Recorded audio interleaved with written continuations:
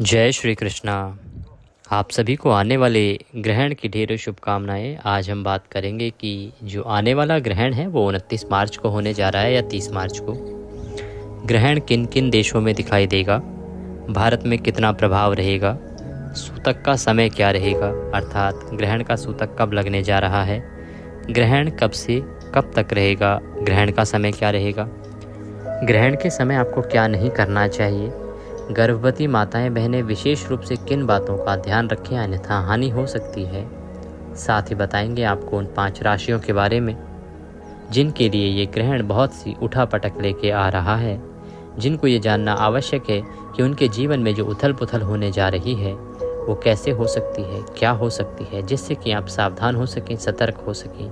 यही हमारा उद्देश्य है इस जानकारी को आप तक पहुँचाने के पीछे कि कोई भी अशुभ चीज़ आपके जीवन में घटित हो उससे पहले यदि आप तैयार रहते हैं उसके लिए तो यह आपके लिए बहुत ही सहायक हो जाता है। इसीलिए आपको बताएंगे कि वो कौन सी 5 प्रमुख राशियां हैं जिनके लिए जो शनि का गोचर होने जा रहा है आने वाले ग्रहण वाले दिन, वह आपके लिए जीवन की उठापटक लेके आ रहा है, उथल पुथल लेके आ रहा है।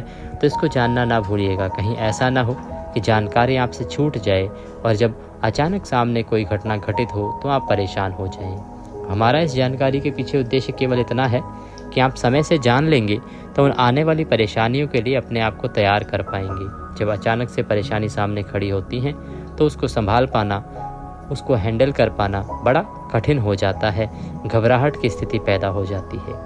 यदि पहले से ही हम सावधानी बरतेंगे तो उस अवस्था में हम उन हानियों से बच सकते हैं, जो नुकसान होने वाला है उसको कम कर सकते हैं, छोटा कर सकते हैं। इसीलिए आपको जानकारी पूर्ण रूप से लेनी चाहिए। ग्रहण के दुष्प्रभाव से बचने के लिए, शनिदेव के दुष्प्रभाव से बचने के लिए कमेंट बॉक्स में अवश्य लिखिएगा जय शिव शंकर, जय शनिदेव। क्योंकि ग्रहण के साथ ही शनिदेव का गोचर बदल रहा है और इसीलिए शनिदेव बहुत ही महत्वपूर्ण हो जाते हैं और ग्रहण में जो प्रभाव है वो इन सब चीज़ों का और अधिक बढ़ जाता है। आइए जानकारी आरंभ करते हैं। आपसे निवेदन है कि यदि जानकारी थोड़ी सी भी अच्छी लगे तो उसे एक बार लाइक अवश्य कर दीजिएगा, क्योंकि आपका एक लाइक हमारे लिए बहुत अधिक महत्वपूर्ण होता है। मनोकामना पूर्ति के लिए कमेंट बॉक्स में अवश्य लिखिएगा जय शिव शंकर, हर हर महादेव। आप देख रहे हैं देवभूमि ज्योति संस्थान का प्रतिष्ठित यूट्यूब चैनल देवभूमि धार्मिक। प्रिय भक्तों, जैसा कि आप सभी जानते हैं कि आने वाली अमावस्या पर ग्रहण लगने जा रहा है। अभी एक ग्रहण लगा था 14 मार्च को जो पूर्णिमा पर था, और पूर्णिमा पर कौन सा ग्रहण होता है? चंद्र ग्रहण। ये कुछ प्रांतों में दिखाई दिया था, कुछ प्रांतों में दिखाई नहीं दिया था। भारत पर इसका प्रभाव नहीं था, अर्थात ये भारत में दिखाई नहीं दिया था। अब जो आने वाला ग्रहण है उसकी चर्चा करें कि वो कहाँ कहाँ दिखाई देगा। उससे पहले ये आवश्यक है समझना कि ग्रहण लगता क्यों है, ग्रहण से सावधान रहने की आवश्यकता क्यों है, ग्रहण कितना हानिकारक हो सकता है और कितना लाभप्रद हो सकता है। देखिए, आप सभी ने आजकल पुस्तकों में पढ़ा होगा, विद्यालय गए हैं, स्कूल में पढ़ाया गया है, कॉलेज में पढ़ाया गया है। विज्ञान बताता है कि ग्रहण कैसे लगता है। विज्ञान के अनुसार आप हम सभी जानते हैं कि सौरमंडल में ऊपर सूर्य, चंद्रमा और पृथ्वी, ये 3 ग्रह हैं अन्य ग्रहों की तरह ही। और जो पृथ्वी है वो सूर्य के चक्कर लगाती है, चारों तरफ घूमती है, वहीं चंद्रमा पृथ्वी के चारों तरफ घूमता है। तीनों की अपनी अपनी कक्षाएं हैं, अपना अपना क्षेत्र है, अपना अपना दायरा है जिसमें ये घूमते हैं। अब एक अवस्था ऐसी आ जाती है पूरे साल में एक बार या 2 बार, जब ये तीनों ग्रह एक दूसरे के आमने सामने एक ही सीध में आ जाते हैं, अर्थात एक स्थान पर एक सीधी लाइन में सूर्य, चंद्र और पृथ्वी आ जाती है, तो वह ग्रहण की स्थिति उत्पन्न हो जाती है। कैसे? जब सूर्य देव और चंद्रमा के बीच में पृथ्वी आती है तो उसे हम चंद्र ग्रहण के नाम से जानते हैं। कारण क्या है कि सूर्य का प्रकाश चंद्रमा पर पड़ता है तो वह हमें चमकता हुआ दिखाई देता है, परंतु जब सूर्य और चंद्रमा के बीच में पृथ्वी आ जाएगी तो पृथ्वी सूर्य को ढक लेगी और इस कारण से सूर्य का प्रकाश चंद्रमा पर नहीं पहुंच पाएगा, तो चंद्रमा दिखाई नहीं देगा, क्योंकि चंद्रमा का अपना कोई प्रकाश नहीं है। चंद्रमा दिखाई देता है, चमकता है सूर्य के प्रकाश से, और जब पृथ्वी बीच में आ जाएगी तो सूर्य का प्रकाश वहाँ तक पहुँचेगा नहीं। इसीलिए ये जो अवस्था होती है चंद्र ग्रहण की अवस्था कहलाती है। इसमें यदि पृथ्वी सूर्य देव को आंशिक रूप से ढक पाए, अर्थात थोड़ा हिस्सा ही ढक पाए, बाकी हिस्से से प्रकाश जाता रहे, तो वह आंशिक चंद्र ग्रहण कहलाता है। और यदि पृथ्वी पूर्ण रूप से सूर्य देव को ढक ले, जिससे कि उसका बिल्कुल भी प्रकाश जो है कुछ मिनट के लिए, कुछ क्षणों के लिए चंद्रमा तक ना पहुंच पाए, तो उसे हम पूर्ण चंद्र ग्रहण कहते हैं। इसी प्रकार से जब सूर्य देव और पृथ्वी के बीच में चंद्रमा आ जाते हैं तो ये अवस्था बनती है सूर्य ग्रहण की, क्योंकि इस अवस्था में सूर्य और पृथ्वी के बीच में चंद्रमा आ जाता है तो सूर्य का जो प्रकाश है ना, वो पृथ्वी तक नहीं आ पाता है। ये ग्रहण 3 प्रकार के होते हैं जो सूर्य ग्रहण होते हैं। किस प्रकार से? देखिए, जब चंद्रमा पृथ्वी और सूर्य के बीच में इस प्रकार से आ जाए कि सूर्य का पूरा प्रकाश ही पृथ्वी पर जाने से रुक जाए, चंद्रमा पूर्ण रूप से सूर्यदेव को ढक लें, तो उसे हम पूर्ण सूर्य ग्रहण कहते हैं। लेकिन एक अवस्था ऐसी आती है जिसमें कि चंद्रमा आंशिक रूप से सूर्यदेव को ढक पाते हैं, थोड़ा हिस्सा ढका जाता है, बाकी प्रकाश जाता रहता है, दिखता रहता है, तो उसे हम आंशिक सूर्य ग्रहण कहते हैं। तीसरी ग्रहण की अवस्था होती है वलयाकार सूर्य ग्रहण। वलयाकार सूर्य ग्रहण क्या होता है कि चंद्रमा सूर्य के सामने इस प्रकार से आ जाता है कि जो चंद्रमा सूर्य के भाग को ढकता है ना, उसके बाद सूर्य का जो ऊपरी सतह है, आउटर लेयर, ऊपर का गोल जो सर्कल है, वो चमकीला दिखाई देता है और बीच का काला, क्योंकि बीच में चंद्रमा ने ढक लिया होता है सूर्यदेव को। तो उस अवस्था को हम कहते हैं वलयाकार सूर्य ग्रहण। वलयाकार सूर्य ग्रहण जो है ये ग्रहण की तीसरी अवस्था है। आशा करते हैं आपको समझ आ गया होगा कि ग्रहण क्यों लगता है और ग्रहण होता क्या है। इसके अलावा अगर हम बात करें जी आध्यात्मिक बातों की, कि आध्यात्मिक दृष्टि से ग्रहण क्या है, हमारे पुराण ग्रहण के बारे में क्या बताते हैं, या धार्मिक दृष्टि से हम ग्रहण को कैसे समझा सकते हैं, तो एक दंत कथा प्रचलित है, उसके माध्यम से हम आपको समझाने का प्रयास करेंगे। ऐसा कहा जाता है कि आदिकाल में जब देवताओं और राक्षसों ने समुद्र का मंथन किया था तो उसमें से अमृत निकला था। अमृत जब निकला तो सभी उसको पाने के लिए एक दूसरे से भिड़ने लगे। तब भगवान श्री हरि विष्णु ने इसका सही हल निकालने के लिए मोहिनी का रूप धारण किया। मोहिनी रूप धारण करके उन्होंने सभी को मोहित कर लिया, जिससे कि सब केवल उन्हीं की बात सुने और जैसे वो कहें वैसे ही सब करते जाएं। परंतु जो देवगुरु बृहस्पति थे, उनको पहले से ज्ञात था कि भगवान मोहित करने के लिए मोहिनी रूप धारण कर रहे हैं। इसीलिए उन्होंने देवताओं को पहले ही कह दिया था कि जब भगवान श्री हरि विष्णु मोहिनी रूप में सामने आए तो कोई भी उनके मुख की तरफ ना देखें, चेहरा ना देखें, केवल चरणों को देखें। जो चेहरा देखेगा वह मोहिनी में मोहित हो जाएगा। राक्षसों ने भगवान मोहिनी रूप में चेहरा देखा तो सभी राक्षस जो है वो भ्रमित हो गए और मोहित हो गए।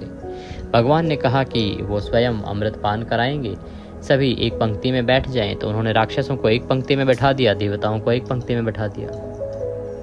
जैसे ही भगवान ने देवताओं की तरफ से अमृत पान कराना आरंभ किया तो एक राक्षस को शंका उत्पन्न हो गई और वह चुपके से वेश बदलकर देवताओं की पंक्ति में जा बैठा चंद्रदेव और सूर्यदेव के बीच में। जैसे ही देवताओं को अमृत पिलाते हुए भगवान श्री हरि विष्णु मोहिनी रूप में उस राक्षस के पास पहुंचे और उसे अमृत पान कराने लगे, क्योंकि वो देव रूप में वहां बैठा था। तो सूर्यदेव और चंद्रदेव एकदम से उठ खड़े हुए। उन्होंने कहा, प्रभु ये तो राक्षस है और रूप बदल कर यहाँ बैठा है। तब भगवान क्रोधित हुए। उन्होंने अपना सुदर्शन चक्र चलाया और उस राक्षस को सर को धड़ के अलग कर दिया। परंतु क्योंकि तब तक वह कुछ बूंदे अमृत की पी चुका था, इसीलिए वह राक्षस मरा नहीं और वह राहु तथा केतु 2 रूप में बदल गया, क्योंकि धड़ अलग हो गया, सर अलग हो गया। इस प्रकार से राहु और केतु का उद्गम हुआ। यहाँ तक की कथा जो पुराणों में वर्णित है वो सही है, क्योंकि ये कथा पुराणों में आती है। परंतु एक दंत कथा आगे बढ़ती है। दंत कथा ये कहती है कि अब क्योंकि राहु केतु को ये लगता था कि उसका वध जो है वो इन सूर्यदेव और चंद्रदेव के कारण हुआ है और इसी कारण उसका अपमान भी हुआ है, इसीलिए इन दोनों को वह अपना शत्रु समझने लगा और वह प्रयास करने लगा कि किस प्रकार से इनको खा जाए।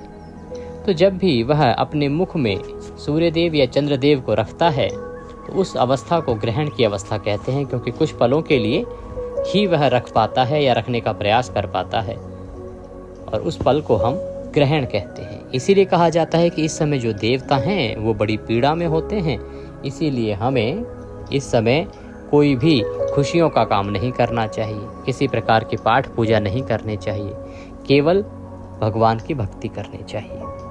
फिर से हम कहेंगे कि ये केवल एक दंत कथा है। हम वैज्ञानिक दृष्टिकोण का पूर्ण रूप से समर्थन करते हैं कि जब पृथ्वी, सूर्य और चंद्रमा के बीच आती है तो चंद्र ग्रहण होता है, और जब चंद्रमा पृथ्वी और सूर्य के बीच आता है तो सूर्य ग्रहण होता है। तो ये आपने जान लिया होगा कि किस प्रकार से जो आध्यात्मिक दृष्टिकोण रहा है अभी तक समाज में, जो समझाया जाता रहा है, उसके कथा के माध्यम से हमने आपको ये बताने का प्रयास किया है। अब बात करते हैं जी कि ये जो ग्रहण है ना, इसमें हमें क्या करना चाहिए, क्या नहीं करना चाहिए। फिर हम बात करेंगे उन 5 राशियों की जिनके लिए ये ग्रहण बहुत ही उथल पुथल की स्थिति लेके आ रहा है, जिनके लिए आने वाला ग्रहण बहुत ही हानिकारक होने जा रहा है, ऐसी संभावनाएं जताई जा रही हैं। तो जब आपका ग्रहण है, ग्रहण वाले दिन आपको कुछ सावधानियां ग्रहण का सूतक लगने से पहले ही आरंभ कर देनी होती हैं। ग्रहण का जो सूतक है वो ग्रहण से 12 घंटे पहले, सूर्य ग्रहण का सूतक ग्रहण के 12 घंटे पहले लगता है, और चंद्र ग्रहण का सूतक ग्रहण के 9 घंटे पहले लग जाता है। तो सूतक लगने से पहले ही आपको कुछ कार्य कर लेने होते हैं, जैसे कि सूतक लगने से पहले ही आपको भोजन ग्रहण कर लेना चाहिए, खाना आदि खा लेना चाहिए।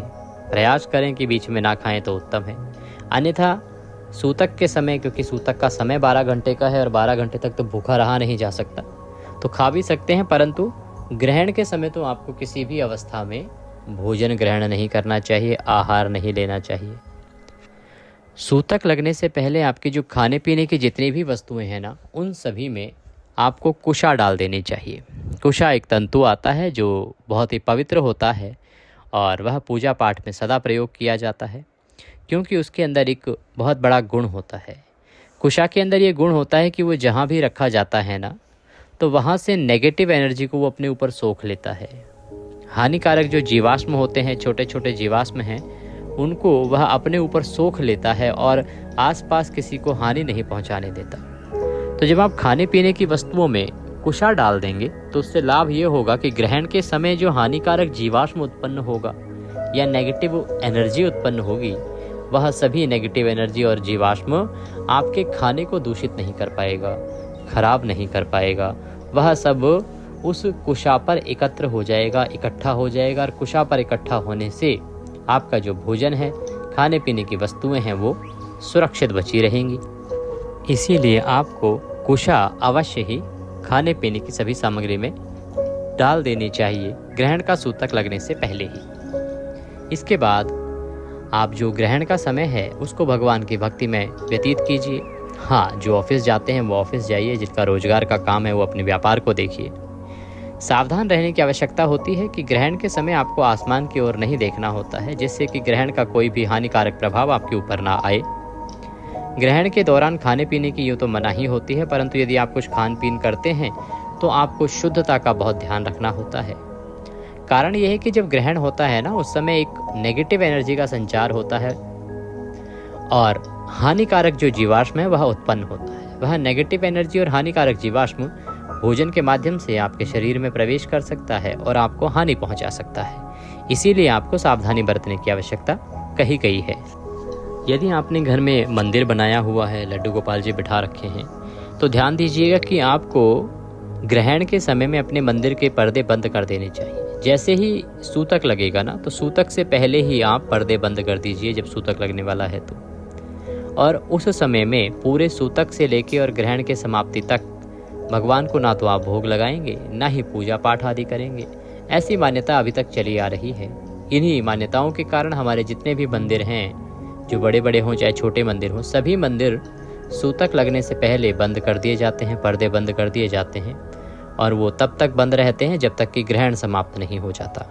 और ग्रहण समाप्त होने के बाद आपको अपने मंदिर के पर्दे खोलने हैं, साफ़ सफाई करनी है, गंगाजल छिड़कना है, भगवान को स्नान कराना है और फिर भगवान को भोजन आरती आदि कार्यक्रम करने हैं। इसी प्रकार से जब ग्रहण समाप्त होगा तो आपको अपने घर में स्वयं स्नान करना है, साफ़ सफाई करनी है, गंगाजल जरूर छिड़कना है। गंगाजल छिड़कने से जो हानिकारक एनर्जी आपके यहाँ आई होगी, नेगेटिव एनर्जी घर में प्रवेश की होगी, हानिकारक जीवाश्म जो रहा होगा वायुमंडल में, वह सभी गंगाजल के प्रभाव से नष्ट हो जाएगा और आप ग्रहण के दुष्प्रभाव से बच जाएंगे। इसीलिए आपको गंगाजल अवश्य ही छिड़कना चाहिए और तदुपरांत मंदिर आदि में आपको पूजा पाठ करना चाहिए। ग्रहण के बाद एक और आवश्यक कार्य है जो आपको अवश्य करना चाहिए, वो है दान। ग्रहण का जो दान है वो महादान कहा जाता है। ग्रहण के समय किया जाने वाला जो दान है उसका पुण्यफल कहीं अधिक कहा गया है। ग्रहण में जो आप दान देते हैं ना, उसका पुण्यफल सामान्य दिनों में किए जाने वाले दान फल से 1000 गुना अधिक कहा गया है। आप सामान्य दिन में जो दान देंगे उससे जितना पुण्य मिलेगा उसका 1000 गुना अधिक ग्रहण वाले दिन दान करने से होगा। इसीलिए ग्रहण का दान महादान है, आपको दान अवश्य करना चाहिए। ब्राह्मण को दान दीजिए, गरीबों को भोजन कराइए, उनकी आवश्यकता के अनुसार उनकी सहायता कीजिए, बहुत उत्तम फल आपको प्राप्त होता है। ग्रहण के बाद ये कार्य आपको अवश्य ही करने चाहिए। अब बात करते हैं कि जो गर्भवती माताएं बहनें हैं उनको क्या सावधानी बरतनी चाहिए, और फिर हम आ रहे हैं हमारे अपने मूल बिंदु पर कि वो कौन सी 5 राशियां हैं जिनके जीवन में आने वाला ग्रहण उथल पुथल लेके आ रहा है। देखिए, गर्भवती माताओं बहनों को विशेष रूप से सावधान रहने की सलाह समाज के अनुसार दी जाती है। सर्वप्रथम तो उनको काटने, बुनने आदि के कार्य नहीं करने चाहिए। कटाई, छटाई, बुनाई अर्थात जिनमें शार्प जो हथियार हैं उनका प्रयोग होता है, शार्प चीज़ों का, तीखी चीज़ों का प्रयोग होता है, जैसे बुनाई में इस्तेमाल होता है, जैसे चाकू, छुरी आदि हैं, उनका आपको प्रयोग नहीं करना चाहिए। जो भी काटने वाटने की जो चीज़ें हैं ना, उनसे आपको दूर रहना है। लोहे आदि से आपको दूर रहना है।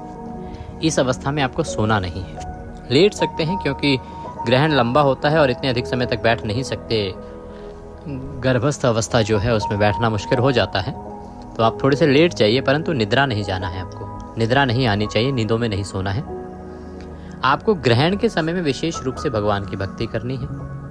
भगवान के मंत्रों का जाप कीजिए, पाठ कीजिए, हनुमान चालीसा, सुंदरकांड आदि का पाठ कीजिए। आप पॉडकास्ट सुन सकते हैं, धार्मिक कथाएं सुन सकते हैं, विष्णु सहस्त्र नाम का पाठ सुन सकते हैं। इस प्रकार से आपको ग्रहण का जो समय है ना, इसको व्यतीत करना चाहिए। हाँ, एक चीज़ और कि गर्भवती माताओं बहनों को बहुत अधिक भूखा रहने की मनाही होती है, थोड़ा थोड़ा खाते रहने की आवश्यकता होती है। तो यदि ग्रहण का समय लंबा हो और आपको बहुत अधिक भूख लग रही हो तो आप खा सकती हैं, परंतु सावधानी बरतिएगा।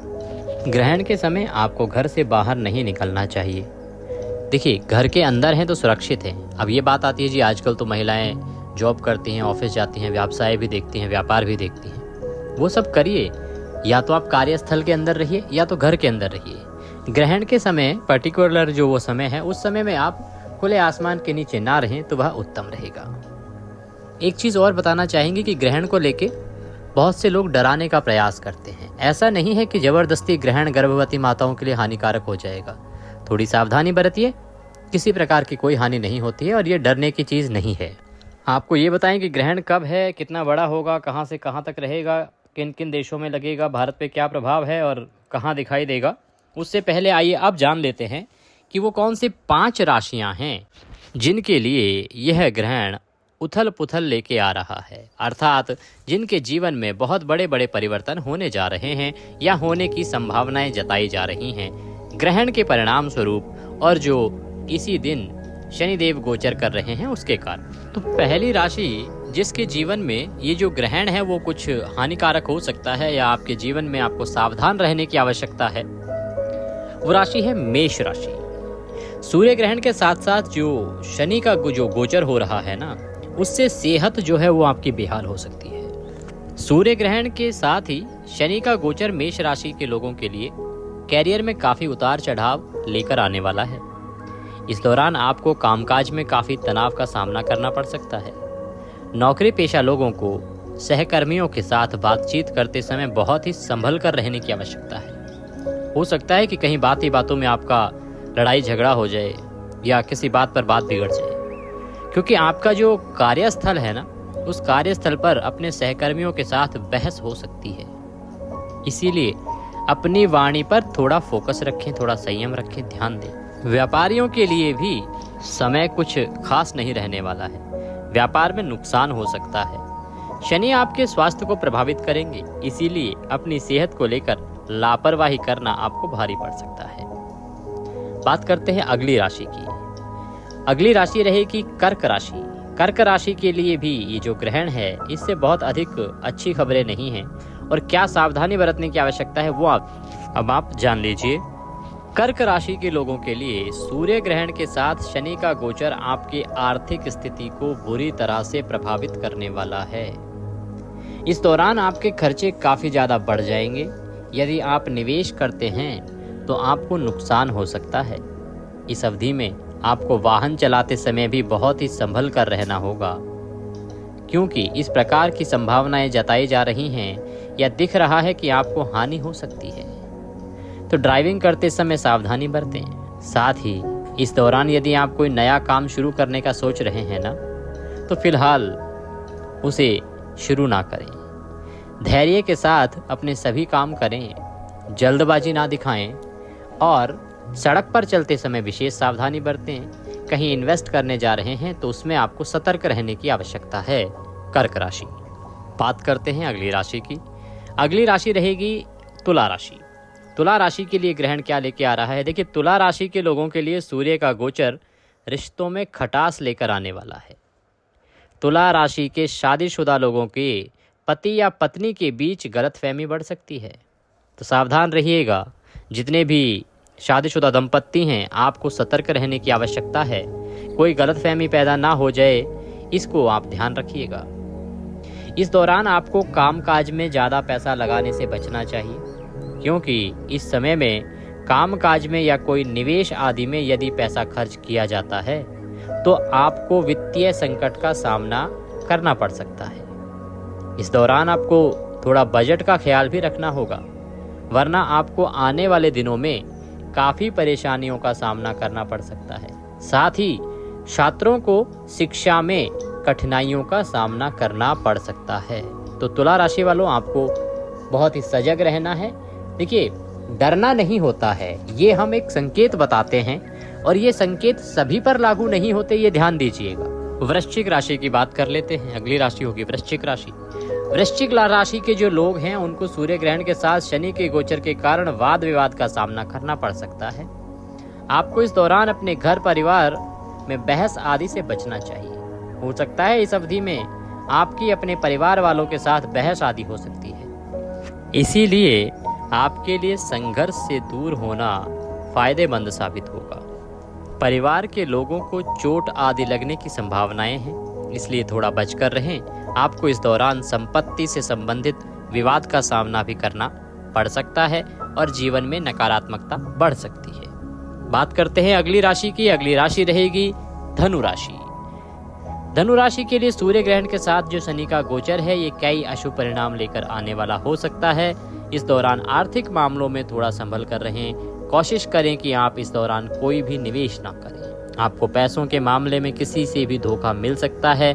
आपके सामने इस अवधि में कोई ना कोई कठिनाइयां जरूर रहेंगी। आपको अपनी वाणी पर थोड़ा कंट्रोल करना है, नियंत्रण करना है और आपको स्वास्थ्य का भी ध्यान रखना है। वहां से भी संकेत अच्छे दिखाई नहीं दे रहे हैं। आपको बताना चाहेंगे कि ये केवल कुछ संकेत हैं जो मिलते हैं, बाकी निर्भर करता है कि कुंडली में आपके ग्रह किस प्रकार से किस स्थान पर पड़े हैं। अब बात करते हैं ग्रहण का समय क्या है, सूतक समय क्या है, कहां कहां दिखाई देगा। देखिए, ग्रहण लगने जा रहा है 29 मार्च को। दोपहर को 2:20 और 43 सेकंड से शुरू होगा और 6:16 और 45 सेकंड पर यह ग्रहण समाप्त होगा। इस प्रकार से ये कुल मिलाकर लगभग 4 घंटे का ग्रहण रहेगा। सूतक 12 घंटे पहले लगता है सूर्य ग्रहण का, इसलिए रात्रि को 2:20 पर ही सूतक लग जाएगा। तो इसलिए सुबह जो है वो आरती आदि नहीं करनी है, सुबह का भोग भी नहीं लगेगा। जिन जिन जगहों पर ग्रहण रहेगा वहां पर ये नियम लागू रहेगा। अब बात करते हैं कि ग्रहण कहां कहां दिखाई देने वाला है। तो ये सूर्य ग्रहण अफ्रीका, यूरोप, अटलांटिक महासागर, आर्कटिक महासागर, उत्तरी अमेरिका और दक्षिणी अमेरिका में दिखाई देगा। आंशिक रूप से कुछ देशों में एशिया में दिखाई देगा। हम प्रमुख रूप से बात करें भारत की, तो भारत में ये जो ग्रहण है ना, वो दिखाई देने वाला नहीं है, किसी भी हिस्से में दिखाई नहीं देगा, इसीलिए इसका सूतक भी भारत में नहीं लगेगा। बाकी अन्य किसी देश से आप जो पूछना चाहते हैं तो आप कमेंट करके पूछ लीजिएगा, क्योंकि हमारे जो सब्सक्राइबर्स हैं वो सभी देशों में है, तो हम आपके देश के अनुसार भी आपको अवश्य ही अवगत कराएंगे। हम अपना जो वीडियो है वो पूरी दुनिया के लिए बनाते हैं। हमारे चैनल पर करीब 26 देशों के सब्सक्राइबर्स हैं, हमारे दर्शक हैं 26 देशों में, तो उन सभी के लिए हमारा वीडियो होता है। ये थी जानकारी ग्रहण के बारे में। जानकारी थोड़ी भी अच्छी लगी हो तो लाइक अवश्य कीजिएगा, कमेंट बॉक्स में अवश्य लिखिएगा। हर हर महादेव।